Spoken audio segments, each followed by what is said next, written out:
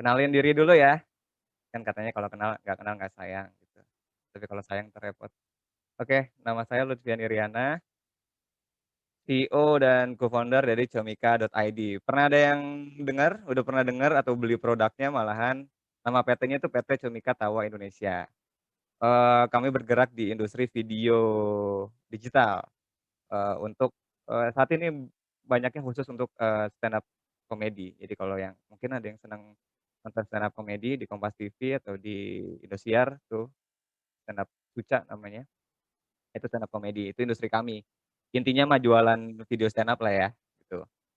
Dulu saya pernah di, MNC Group, eee, di unit, TV berbayarnya untuk aplikasi nonton, namanya Vision Plus. Mungkin suka lihat kalau iklan-iklannya di RCTI itu banyak banget.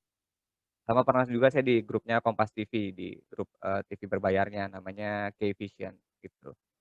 Kuliah saya di Fakultas Ekonomi Universitas Indonesia. Nanti mungkin ada beberapa detailnya di setelah slide ini. Itu Twitter saya, di-follow ya. Twitter, Instagram saya di-follow ya, biar banyak gitu. Sekarang soalnya following-nya masih lebih banyak dari followers-nya kan malu dong. Masa CEO banyakan following-nya daripada followers-nya. Ini maksudnya ngomong di sini juga biar banyak yang follow sih. Sama LinkedIn saya, Lutfian Iriana. Nah ini SMA saya dulu di Jakarta, daerah Pondok Bambu dulu sekolah negeri, pinggir sawah lah ini dulu sekolahnya tuh, sama kayak Devina tuh dulu sekolahnya. Terus saya kuliah di FEUI, sekarang namanya FEB UI. Nah, nggak keren sih, mendingan FEUI aja, bisnis sih nggak usah ada. Jurusan saya accounting. Nah, aneh kan anak accounting ngurusin kayak ginian. Masih S1, S2 saya di rumah, maksudnya son 2, anak saya ada 2, jadi S2 gitu maksudnya. Belum belum belum kuliah lagi lah, belum belum ada duitnya. Karirnya dulu saya tadi bilang di MNC Group, Vision Plus, itu sebagai digital marketing spesialis, ngurusin segala hal tentang marketing di ranah digital lah. Kurang lebih tadi bagian bagian yang saya kerjain soal copywriting tadi juga, yang seperti Mas Lukman sempat jelaskan. Business development dulu saya pernah di K-Vision, itu grupnya Kompas TV, TV berbayar seperti Indovision, MNC Vision, First Media dan bla bla bla lah gitu. Terus saya pernah juga dulu awal-awal bahkan sebenarnya sebelum saya lulus kuliah tuh saya udah kerja tuh, udah punya duit sebesar anak lulus kuliah dulu. Itu saya jadi project director, itu semacam agensi digital marketing lah.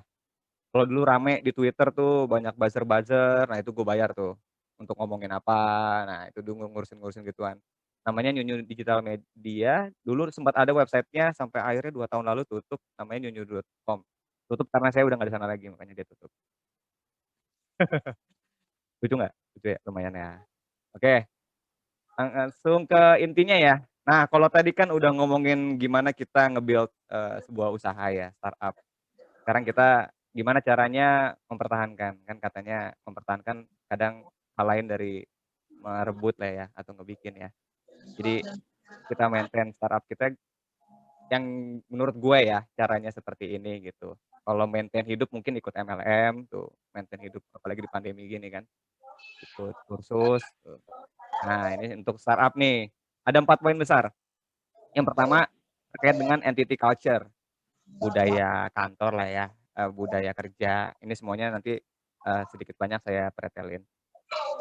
Terus selanjutnya ada product and innovation, ini gimananya sebuah, produk yang kita miliki di ranah, usaha kita, apa yang harus diperhatikan lah intinya untuk bertahan, untuk mempertahankan tujuan, dan apa yang perlu diinovasikan. Yang poin ketiga, momentum dan insentif. Ini bagian dari sesuatu yang gue pribadi anggap momentum itu jadi hal yang menciptakan, sesuatu menjadi lebih besar. Kalau nggak ada momentum, kebanyakan akhirnya hanya di atas daratan aja tuh, nggak sampai terbang. Dan bagaimana momentum itu berhubungan dengan, insentif. Lalu yang terakhir adalah, nanti part terakhir adalah customer is a king. Nah ini semua udah paham lah arahnya ke mana untuk ini. Oke, yang pertama tentang dengan entity culture. Eee, yang pertama adalah kita tentuin dulu nih, bukan tentuin, sebenarnya saat ngebuat startup atau usaha kan kita tentuin dulu kita mau jadi apa. Kalau ngomong mau jadi kaya, mau jadi usaha yang, bisa jadi unicorn, nah itu semua ibaratnya sama semuanya. Semua apa yang dibikin sebenarnya startup itu kan adalah sebenarnya, bidang usaha bikin usaha aja ya, namanya aja yang keren startup-startup gitu ya. Padahal sebenarnya bikin kue di rumah, bikin, mentai di rumah tuh banyak banget sekarang jualan mentai. Nah itu adalah sebuah, usaha juga gitu. Pengennya apa ya, pasti pengen dapet duit gitu, itu udah pasti. Tapi kalau kita pretelin lagi dengan misi sama value, apa sih value-nya, misinya, yakin nggak? Udah yakin itu clear juga nggak? Gitu. Kalau misalnya cerita di Comika ID tuh, value-nya adalah bagaimana, komunitas stand up comedy terutama komediannya, komikanya itu bisa hidup dari karya. Kalau ada tagline-nya itu tagline kami sandang, pangan, papan, lawakan. Jadi kalau misalnya ada 3 kebutuhan pokok manusia, selain selain kebutuhan tersier ya, ada kebutuhan lawakan. Jadi biar tertawa, biar waras, apalagi di masa pandemi kayak gini kan. Itu value-nya. Misinya seperti apa? Dari segi produk, dari segi, tahun per tahun, 3 tahun, 5 tahun mau ngapain. Nah itu dari situ tertuang si misi yang mau dibawakan. Itu harus clear dulu, harus yakin dulu. Kalau nggak yakin kayak cuman coba-coba, ya hasilnya juga coba-coba. Kalau ibaratnya kata orang, "Oh ini dia kerja nih misalnya di kantor, gede gitu, terus dia punya sambilan. Dia berharap bahwa sambilannya itu akan menjadi sesuatu yang, akan membalikan keadaan gitu, akan menjadi tumpuan yang nggak akan bisa. Sambilan akan tetap jadi sambilan, karena fokus nggak ada di sana. Itu dulu harus diyakini ya. Kedua, efektivitas. Nah di sini tuh challenge-nya biasanya orang-orang cenderung buru-buru, terus boros. Ya ibaratnya banyak yang bakar duit lah, "Nggak apa-apa di awal-awal nih kita segala macem, kasih tester yang banyak dan segala macem." Nah itu nggak bisa. Di dalam dunia bisnis lah ya, mau kecil mau besar yang saya pahami bahwa efektivitas dari, melakukan sesuatu dalam berbagai aspek di dalam, dunia bisnis itu penting banget. Semua tuh harus terukur, ngerekrut orang aja tuh harus tahu posisi yang dia tuh tepat apa enggak. Walaupun misalnya kalau startup itu biasa satu orang ngerjain hal yang banyak, itu perlu diperhatikan dari segi karakter, mau nggak dia nge-develop dirinya, itu harus diperhatiin. Dari segi bikin budget, semuanya tuh harus terukur. Jadi nggak bisa yang, ibaratnya ngeluarin budget marketing, ngeluarin promo tuh nggak ada hitungannya, nggak ada sesuatu yang akhirnya in return dapetin apa, iya. Yang paling minim kan kalau ngadain promosi minimal kita diketahuin ya. Nah setelah diketahuin harus apa lagi, gitu. Efektif banget, karena kita pasti budget terbatas. Jujur aja gue sendiri aja punya nge-running Comika.id tuh budgetnya, terbatas gitu. Kecuali gue tiba-tiba disuntik SoftBank gitu, itu lain cerita. Nah kalau saat lu berdikari sendiri, itu ngeluarin 1.000 jadi 1.500 aja itu harus dipikirin. Terus poin yang ketiga itu learning dan, collaboration. Kadang-kadang banyak orang challenge-nya itu fokusnya pada hasilnya aja. Ini rada menarik mungkin, sudut pandangnya dari sisi gue ya. Setiap, yang kita lakukan itu punya prosesnya kan, ada tahapannya. Kadang kita lupa dari setiap proses itu kita ada sedikit, cheer up atau happiness yang kita harus, iyain gitu. Bahwa semua itu nggak bisa kalau kalau ngomong soal tujuan semua ya tujuan bikin usaha ya punya usaha gitu. Jadinya kita, nggak, cuman mau ujungnya doang jadi nggak bisa tuh ke sana gitu. Nah jadinya ini berhubungan, yang gue tulis first principle thinking nih, kita tuh setiap melakukan sesuatu harus, sampai ke tahap first principle thinking. Ini gue juga baru dengar sih sebenarnya, baru belajar juga. Jadi bagaimana cara berpikir kita, itu sampai cara berpikirnya tidak bisa ditanya lagi. Kalau kita bilang bahwa, kita mau punya, bisnis, bisnis itu apa sih? Pada akhirnya, jawaban yang paling bawah adalah bisnis itu kan urusannya transaksi. Transaksi itu adalah urusannya ada yang jual, ada yang beli. That's it. Berarti kan ada unsur yang harus menguntungkan dan unsur yang harus diperhitungkan. Terus kalau kita ngomongin, contohnya ya, ngomongin si, taksi Bluebird. Itu kan, pasti problemnya seperti yang tadi dibahas sama Mas Lukman adalah, ya perpindahan orang. Bagaimana caranya orang berpindah, ya kan, bikin armada taksi. First principle thinking-nya adalah bikin orang berpindah, ya kan. Tapi di saat kayak gini, itu aja nggak cukup kadang. Jadi nggak cukup seperti itu dalam artian bahwa untuk perpindahan orang, tidak harus bikin armada taksi yang kayak Bluebird, akhirnya muncul Gojek, ya kan. Gimana caranya supaya orang berpindah, tapi kita nggak perlu punya aset mobil, nggak perlu punya karyawan supir, ya kan. Secara nggak langsung disruptif kan. Ini yang sebenarnya berpikir pada akhirnya first principle thinking aja tuh bisa ada turunannya lagi. Learning dan apa, prosesnya itu yang harus dicermati dalam setiap kita menjalankan, eee, usaha gitu. Terus kayak Airbnb atau Oyo, nah siapa nih yang suka main ke Oyo nih? Nah, itu kan juga sama, kalau tidak berpikiran first simple thinking, kita hanya berpikir bahwa, "Oh, gue mau bikin hotel, A, ya udah gue bikin hotel lagi dengan, infrastruktur yang lebih bagus, dengan fitur yang lebih banyak." Ya kan? Ternyata di era disruptif kayak gini, ingin jadi perusahaan perhotelan, cukup punya Airbnb. Dia nggak punya aset, nggak punya sama sekali aset. Oyo juga nggak punya aset, tapi bisa untuk membuat principal thinking-nya adalah akomodasi untuk orang istirahat. Itu intinya, ya kan? Kalau kalau misalnya kita juga pada akhirnya hanya hasilnya aja, itu tahap-tahapan first principle thinking kita nanya terus yang berhubungan akhirnya sama critical thinking, itu nggak dapet.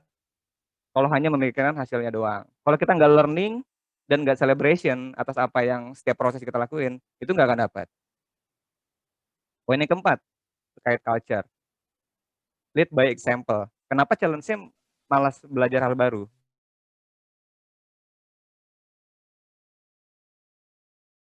Lead sesuatu, saya mimpin teman-teman saya harus tahu dong yang dia kerjain apa. Minimal tahu, belum tentu bisa, tidak harus bisa. Karena nggak semua orang harus bisa mengerjakan semuanya, nggak bakalan, tangan cuma 2, jari cuma 10.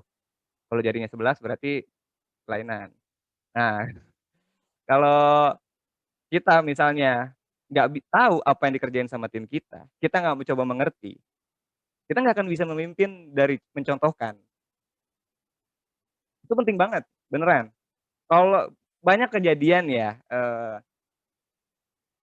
ya di dalam peer group saya gitu mencoba untuk, melakukan leadership dan segala macam. Namun kadang-kadang saya menilainya kadang untuk menjadi leader juga kita harus menjadi yang nggak di-leader-in juga. Biar tahu kalau kita jadi leader tuh kita harus apa, ya kan? Terus kita belajar, naik tingkat dan segala macam. Leader juga nggak selalu harus dari CEO. Jadi kepala divisi bisa, jadi ketua kelas bisa. Kalau dulu saya ketua ospek gitu misalnya, bisa. Itu nge-lead banyak orang. Nah, kita mau nggak mau harus tahu apa yang setiap kita, bawahi, supaya poin penting juga nggak dibohongin sama tim sendiri, gitu. Ini yang harus 4 poin ini yang sebenarnya harus selalu ada dari entity culture. Kenapa nggak company culture, entity karena belum tentu semuanya urusannya dengan company ya. Setiap startup belum tentu udah langsung berbentuk company, belum tentu. Jadi entitas lah. Ini 4 poin ini dari core vision and value-nya, efektivitas dari, melakukan sesuatu, cara berpikir, first principle thinking-nya, selalu mau belajar, selalu men-celebrate apa yang telah, proses yang dilakukan, keberhasilan. Dan selalu mau harus belajar hal baru, supaya dalam konteks kita bisa saat nanti kita konteksnya memimpin, kita tahu apa yang kita harus pimpin dan bagaimana caranya, supaya bisa mencontohkan. Karena hanya itu yang paling baik dari, memimpin. Percuma kalau misalnya nggak pernah nyontohin, seperti contohnya yang paling gampang adalah kalau misalnya ke kantor punya jadwal pagi jam 9 tapi kitanya nggak seperti itu, ya gimana kita ngarepin misalnya tim kita datang jam 9, nggak mungkin. Simpel lah, klise ya. Lalu setelah entity culture, kita beralih ke product dan innovation. Nah, ada 4 hal di sini yang, mau sedikit saya sampaikan terkait product dan innovation. Yang pertama itu be authentic, eee, orisinil ya, yang orang nggak kepikiran, out of the box. Nah, challenge-nya itu, ini eee, berbanding terbalik sama first principle thinking, namanya thinking by analogy.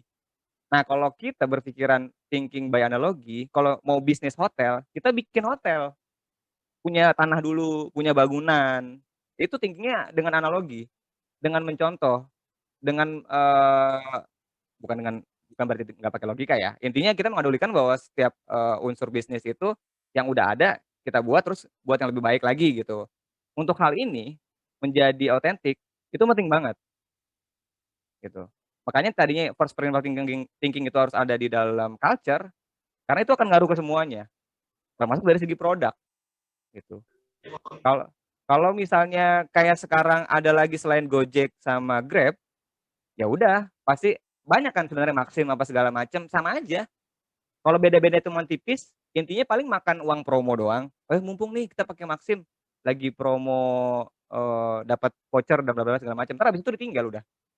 Nggak ada yang orisinilnya dari sebuah produk itu. Karena nggak dipikirin sebagai, principle thinking tadi, hanya mikirnya cuman, "Ya udah gue mau bikin bisnis, bisnisnya transportasi seperti Gojek sama Grab," gitu misalnya.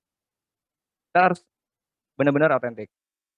Yang kedua, step by step ya. Kita harus bisa menentukan target dan hasil yang challenge-nya itu menentukan target dan hasil yang terukur. Karena, banyak hal selalu orang ya itu tadi maunya cepet dan segala macem, lupa bahwa sebenarnya kita tuh harus melakukan pencapaian secara bertahap. Kita lakuin sesuatu, misalnya contohnya kalau kayak Komik ID ya, itu pengennya jadi, platform streaming kayak Netflix. Tapi kalau gua pribadi, Komik ID langsung ke sana, itu butuh infrastruktur yang gede banget, butuh manpower yang banyak banget, butuh budget yang banyak banget untuk server streaming. Sementara belum tentu pasar menanggapi apa yang gua jual itu baik, atau karena gue niche market ya, jadi belum tentu mereka mereka akan meresponnya dengan seperti apa. Jadi kalau di dunia startup itu ada namanya MVP, minimum valuable product.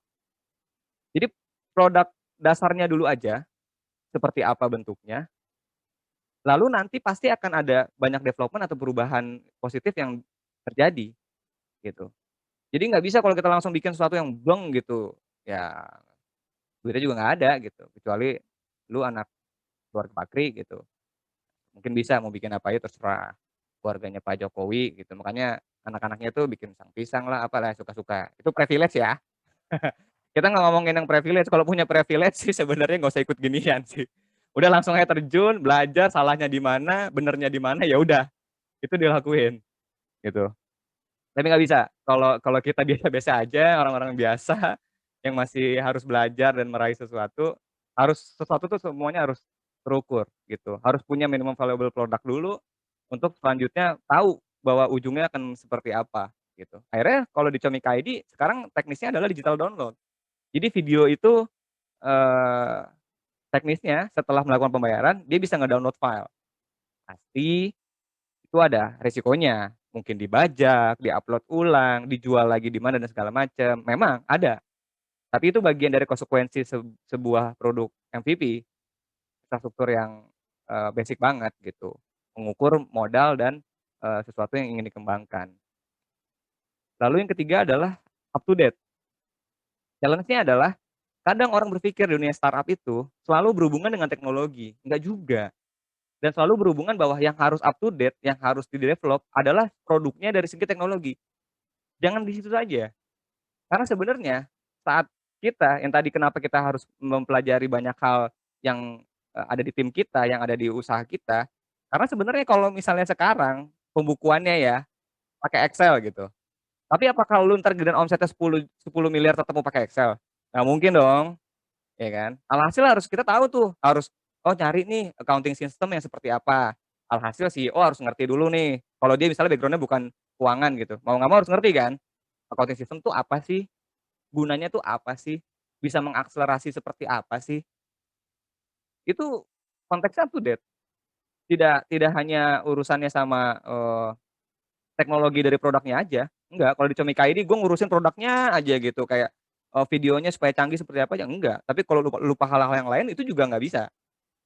Karena mau nggak mau dalam setiap entitas tuh ya kita kan kerja bersama ya, support dan segala macam. Kalau pada akhirnya nanti ngurusin, di segi produk udah oke, yang barang jualan udah oke, taunya di segi operasional berantakan, mau nggak mau akhirnya kalau kayak di tatanan, leader, akhirnya habis waktunya buat ngurusin yang nggak penting, bukan nggak penting, urusan yang ibaratnya dianggap nggak penting, padahal penting, gitu.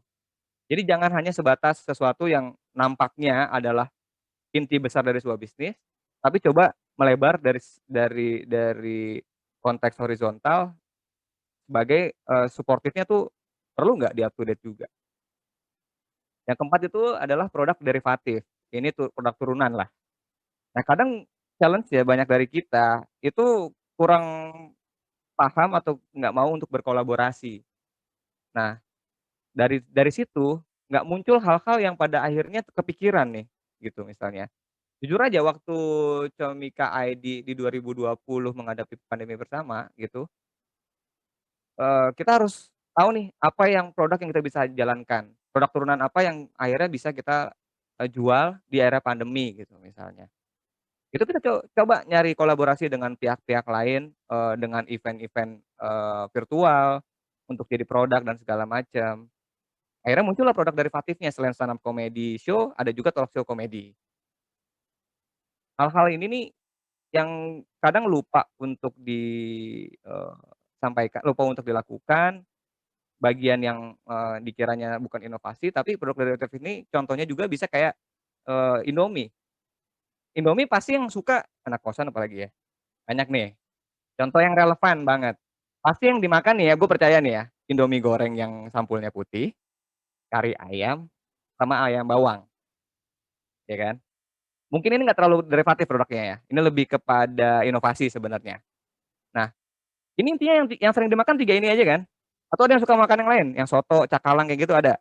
Yang berskala reguler gitu, kalau ada bilang aja ya, rada aneh lu berarti. Soalnya biasanya cuma 3 itu doang. Tapi kan dia suka berinovasi ya, bikin rasa, yang tadi kayak soto Makassar lah, soto Padang lah, terus rasa apa ya, banyak deh pokoknya yang kadang akhirnya kita beli cuman sekali doang, terus habis itu nggak beli lagi kan. Itu buat menunjukkan sebenarnya mereka berinovasi aja, mereka tuh ngikutin zaman, up to date, dari sisi produk. Tapi pada akhirnya yang dibeli, baliknya lagi ke tiga-tiga ini doang, yang mie goreng yang biasa, ya kari ayam, sama ayam bawang. Itulah di mana sebenarnya jadinya jadi kayak ada konsep 80-20, di mana 80% pendapatan kita itu hanya dari 20% jenis produk dan sebaliknya. Nah itu gimana caranya kita akselerasi, men-double down-kan 20% produk itu menjadi pendapatan yang 80%. Tapi jangan lupa kita juga emang harus melakukan diferensiasi derivatif juga terhadap produk, agar kita tahu nih juga sekalian tes pasar, works apa enggak, gitu. Mudah-mudahan 4 ini, nanti kalau ada yang mau tanyain monggo aja ya di pertanyaan ya. Kita lanjut dulu di bagian berikutnya. Mudah-mudahan cukup jelas ya, sampel-sampelnya juga, challenge-challenge-nya seperti apa. Yang ketiga adalah momentum dan insentif. Nah ini, menarik nih.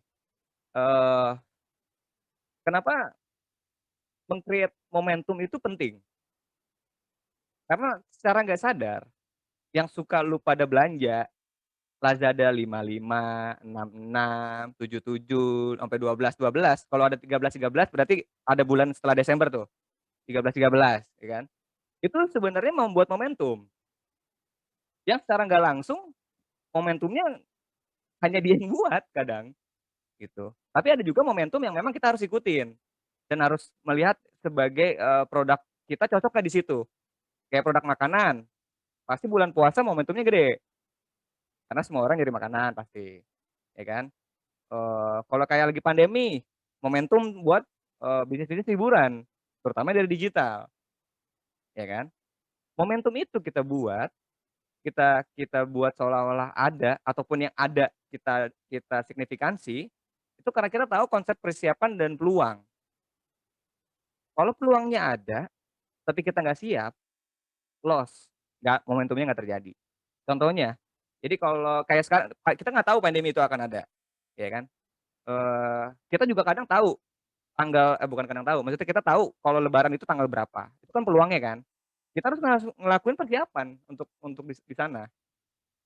Kayak, semua merchant makanan gitu misalnya, harus tahu bahwa dia harus punya program khusus nanti ke bawah tuh berkaitan, mereka harus punya program khusus untuk lebaran, selama sebulan tuh kayak apa.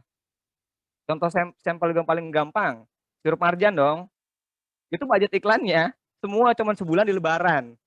Percaya sama gua, lu ngelihat lagi sirup marjan ada iklannya, itu pasti jarang banget di luar lebaran. Itu udah nyiapin, budgetnya di situ. Semua penjualan, 80%-nya diharapkan dari momentum itu.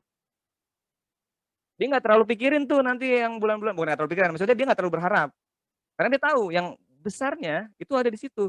Kalau ya contoh aja, kan nggak mungkin ya orang beli sirup satu botol, sebulan satu aja tuh kalau biasa kan jarang ya, apalagi anak kos-kosan minta paling ya sama ibu kos. Nggak mungkin dong, iya kan sebulan sekali beli marjan, jadi kayak kalau di dunia bisnis tuh, satu orang bisa beli berapa sih? Itu kan jadi targetnya ya, 12 botol gitu, nggak mungkin. Langsung ya, maksudnya dari Januari sampai Desember tiap bulan. Tapi mungkin nggak kalau lagi di masa, puasa, 1 bulan bisa beli 3 botol? Orang tiap sore buka pakai sirup marjan kan, gimana nggak habis tuh. Langsung tuh di situ digedein, di double down, double three, double four, double-double berikutnya, di momentum itu. Kalau nggak ada persiapannya, dari segi produksi misalnya, si marjan nggak produksi sebanyak itu di lebaran, loss, percuma, ya kan, peluangnya ada.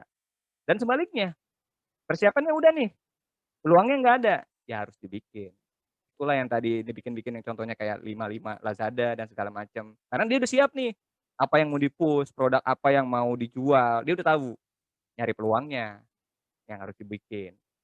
Selain peluang sendiri mungkin kadang-kadang udah ada di depan yang kayak tadi, momen lebaran ataupun momen akhir tahun, Harbolnas itu udah ada. Selanjutnya ya ini, berhubungannya sama jadi kita harus punya strong sales dan promotion. Dari program penjualan unggulannya seperti apa, strategi promosi yang relevan seperti apa. Ini bagian dari persiapan juga. Jadi kita tahu yang tadi konsep 20-80 kita tahu tuh 20% yang menghasilkan 80% pendapatan kita tuh apa. Kita harus tahu itu produk unggulan. Itu yang harus ibaratnya kalau kita mau bayar iklan di Instagram sama di YouTube, itu yang harus dibanyakin gitu. Yang lain ada tapi ya se se seterukurnya ajalah gitu. Karena kita ngarepinnya dari yang itu, dari yang unggulan itu. Dan relevan. Kalau misalnya kayak Indomie tadi juga Marjan itu bikin bundling, beli 1 5.000 misalnya, beli 3 jadi 12.000 orang beli dong langsung 3 kan butuhnya 3 ya kan.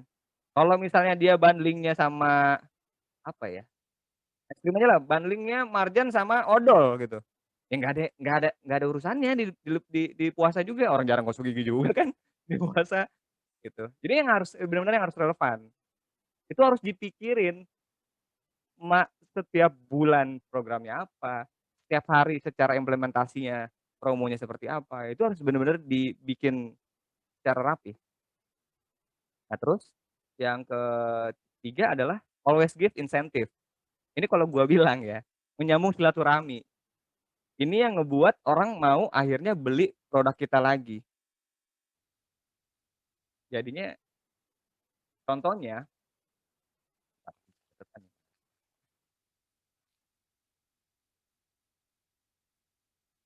kita harus punya, program-program after sales, ya kan. Setiap habis beli dapat kupon. Ya kan, kuponnya dibelanjain, beli lagi dapat kupon lagi. Ini biasalah yang kayak di Gojek aja, ya kan, habis top up suka dapet voucher, ya kan, vouchernya dipakai top up lagi. Ini harus selalu ada, kayak reward, sebagai pelanggan terbaik, bikin undian, bikin giveaway. Ini bagian yang pada akhirnya kalau sebuah produk, ibarat yang tidak dibeli secara rutin ya, kalau kayak beras, itu mah lebih ke strateginya beda lah, itu udah pasti semua orang beli dah ibaratnya. Itu mainannya paling di tengkulak dan segala macam strateginya rada simpel tapi butuh effort yang gede. Tapi kalau misalnya kayak produk-produk yang nggak secara daily gitu, dimakan, dipakai dan segala macam, itu kita harus punya program-program yang pada akhirnya dia mau beli secara rutin gitu, dengan periode-periode yang terukur. Kita tahu nih orang ini beli sekali harus beli lagi kapan, kita harus dapat dari orang ini total setahun berapa. Dari situ kan kita tahu ya pendapatan setahun dari berapa banyak orang, totalnya berapa, omset kita berapa. Kita breakdown lagi juga kan dari situ, biaya kita berapa, biaya promosi dan segala macam, cuan kita berapa nih, gitu, di ujung. Biasanya di awal tahun tuh kantor-kantor pasti kan akan bikin town hall meeting, bikin, target meeting dan segala macam tuh ngomongin yang hal kayak gini, dari hulu ke hilir. Itu harus selalu ada, insentif itu harus selalu jadi hal yang penting, gitu, untuk cermati sama teman-teman untuk mempertahankan sebuah eksistensi bisnis. Yang terakhir, customer is king. Nah ini yang kadang-kadang, kita semua rada lupa dan malas, kalau gue bilangnya ya. Ada 3 hal yang harus diperhatikan, aksesibel, bisa diakses, terus kita juga bisa mendapatkan feedback yang kedua, terus sama yang ketiga be a friend ya, pertama dulu ya, karena ini paling penting, aksesibel. Percuma kalau lu ibaratnya mau jadi temen, cuman lu nggak punya nomor WA, lu nggak punya nomor telepon rumah, lu nggak punya handphone bahkan, gimana mau ngakses? Nggak bisa dong. Kalau kayak gue nih, gue punya akses orang bisa kalau mau komplain itu lewat DM sosmed, Comik ID, sama ada WhatsApp help kita bilangnya, via WhatsApp. Biar mereka bisa berkontak sama kita dari segi misalnya komplain direct gitu. Aksesnya mudah gitu. Kalau di website-website biasanya suka ada langsung layanan chatting tuh di website. Nah itu accessible. Karena kita harus melayani mereka, apalagi yang perusahaan jasa ya. Bahkan di makanan aja kadang suka orang ada komplain gitu kan. Itu harus aksesibel. Kita tahu aksesnya apa, yang cocok sama produk kita tuh aksesnya seperti apa, penting. Dari situ, selain kita ngomongin orang mungkin komplain atau ngasih masukan ataupun semacamnya, kita harus mikirin mereka punya feedback ke kita, seperti apa. Gua tuh pribadi seneng banget kalau misalnya ada orang bilang, "Makasih Kak, responnya cepet banget," gitu. Dia komplain nih, "Makasih Kak, responnya cepet banget." Itu rasanya kayak segitu dihargainnya gitu, kayak seneng gitu ngeliat ada orang yang beli barang kita gitu. Gua aja tuh kadang masih pegang DM Instagram orang komplain. Bisa gua handle sampai selesai itu bisa, ya kan. Tapi nggak mungkin gua handle gitu tuh terus nggak punya tim dong, gua nggak ngerjain hal yang lain, ya. Karena perannya masing-masing beda kan. Itu kadang-kadang gua ngikut, supaya kita dan pelanggan itu kayak temen. Kalau kayak temen, mau ngapain aja, itu pasti mereka percaya sama barang kita, mereka percaya percaya rekomendasi kita, mereka mau beli. Sekarang lu kalau pada mau beli sesuatu pasti kan lihat review ya, ya benar ngeliat review kan, iya kan. Tapi kalau dengan temen lu pakai sendiri, beli sendiri, pernah nyobain sendiri, pasti lebih percaya. Karena kalau di ranah review di digital, misalnya lu ngelihat, 50 ada orang komen ataupun ngasih rating, ada satu aja yang bilang, "Ah jelek nih barang," buyar itu 49-nya. Itu kayak nilai setitik rusak susu sebelanga ya. Itu dunia digital jahatnya di situ sebenarnya. Itu kenapa benar-benar kita harus menganggap bahwa customer kita tuh adalah teman, itu yang memperpanjang nafas kita, beneran deh. Karena memperoleh pelanggan baru itu lebih sulit daripada memper iya, memperoleh pelanggan baru itu lebih sulit dibanding kita mempertahankan pelanggan yang lama. Karena effort-nya lebih kecil, karena dia udah tahu produk kita kan. Kita bisa nge-maintain hubungan, itu dia beli terus, dapat kita. Tapi kalau lo nggak care, customer bukan king atau bukan queen, nah itu sulit dapat dapat pelanggan baru terus, dapat pelanggan baru terus. Ini yang kalau gua bilang di bisnis suka banyak yang tabrak lari, terutama agensi-agensi ya. Mudah-mudahan agensi Mas Lukman nggak gitu ya. Banyak banget agensi yang gua sering vendor-vendor gitu ya, yang tabrak lari gitu, yang kayak, ya udah yang penting gua dapat dulu nih, duitnya dia, kerjaannya dan segala macem, tapi pelayanannya jelek gitu. Ya besok-besok kita nggak akan gunain dia lagi anyway gitu. Karena kalau jasa itu ya, kalau udah sekali klik aja, makanya banyakan akun eksekutif itu kan sales-sales pada cakep-cakep ya, cantik-cantik, ganteng-ganteng, nah itu biar nge-maintain. karena lebih mudah daripada dapat pelanggan baru, tapi kita nggak mau pakai lagi jadinya. Ini hal-hal yang bagian cukup mendasar juga dari mempertahankan sebuah bisnis, 3 hal ini. Udah habis, yang keempat, ini nggak sekeren Mas Lukman ya, kata penutupnya. Ini klise aja nih, tapi maknanya gue coba memaknai ya. Banyak cara menuju Roma, ya kan. Bisa lewat Ciputat, ya kan, bisa lewat Bahrain, bisa lewat London, banyak. Intinya di dalam dunia startup itu jangan takut untuk mencoba, ya. Kalau kata bos gua yang paling sahih ya, Mas Panji, ya, bikin aja dulu, lalu buat yang lebih baik dan lebih baik lagi. Dari semua faktor tadi, terukur, punya program yang jelas, berinovasi, culture, company entity-nya juga bagus. Itu percaya deh, step by step lu akan ngerasain dan akan nge-celebrate itu tuh kayak pencapaian yang, gitu, alhamdulillah. Jangan langsung tujuannya, kalau tujuannya mah semua orang udah tahu, bikin startup, bikin bisnis tujuannya udah tahu. Ujungnya ada lah gitu, udah kelihatan, tetep harus punya ya, bukannya bukannya tidak punya apa yang mau di tujuan akhirnya, tetep. Tapi bikin aja dulu, bertahap, apa yang kita punya, resource yang kita punya, semua terukur. Terukur, "Oh ini sekarang terukur 10, besok dapat 12, besok dapat 15." Dikit-dikit nggak apa-apa, apalagi modalnya terbatas ya. Yang penting kita bergulir itu, berinovasi, dan adaptif. Jadi nyampe tuh, walaupun caranya banyak. Itulah idiom dari gue tentang maksudnya banyak jalan menuju Roma. Sip, thank you.